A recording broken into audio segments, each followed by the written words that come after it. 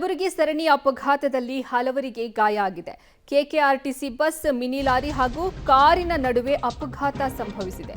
ಕಲಬುರಗಿಯ ಕಪನೂರು ಕೈಗಾರಿಕಾ ಪ್ರದೇಶದಲ್ಲಿ ಈ ಘಟನೆ ನಡೆದಿದೆ.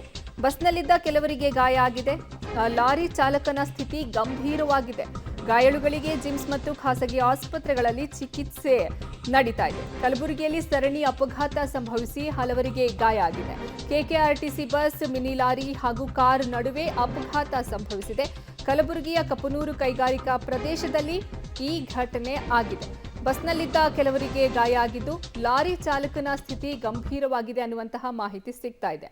ಇನ್ನು ಗಾಯಾಳುಗಳಿಗೆ ಜಿಮ್ಸ್ ಮತ್ತು ಖಾಸಗಿ ಆಸ್ಪತ್ರೆಯಲ್ಲಿ ಚಿಕಿತ್ಸೆಯನ್ನ ಕೊಡಿಸಲಾಗ್ತಾ ಇದೆ. ಕಲಬುರಗಿಯಲ್ಲಿ ಸರಣಿ ಅಪಘಾತ ಸಂಭವಿಸಿರೋದು. ಬಸ್, ಮಿನಿ ಲಾರಿ ಹಾಗೂ ಕಾರಿನ ನಡುವೆ ಅಪಘಾತ ಸಂಭವಿಸಿ ಹಲವರಿಗೆ ಗಾಯ ಆಗಿದ್ದು, ಅವರನ್ನ ಆಸ್ಪತ್ರೆಗೆ ದಾಖಲು ಮಾಡಿ ಚಿಕಿತ್ಸೆ ಕೊಡಿಸಲಾಗ್ತಾ ಇದೆ. ನೀವು ದೃಶ್ಯಾವಳಿಗಳಲ್ಲಿ ನೋಡ್ತಾ ಇದ್ದೀರಾ ಯಾವ ಮಟ್ಟಕ್ಕೆ ಅಲ್ಲಿ ಸರಣಿ ಅಪಘಾತ ನಡೆದಿದೆ ಅಂತ, ಯಾವ ರೀತಿಯಲ್ಲಿ ಕಾರು ಹಾಗೂ ಲಾರಿ ಎಲ್ಲ ನಜ್ಜುಗುಜ್ಜಾಗಿದೆ ಅನ್ನೋದನ್ನು ಸಹ ನೋಡ್ತಾ ಇದ್ದೀರಾ. ಕೆಕೆಆರ್ಟಿಸಿ ಬಸ್, ಮಿನಿ ಲಾರಿ ಹಾಗೂ ಕಾರ್ ನಡುವೆ ಈ ಆಕ್ಸಿಡೆಂಟ್ ಸಂಭವಿಸಿರೋದು.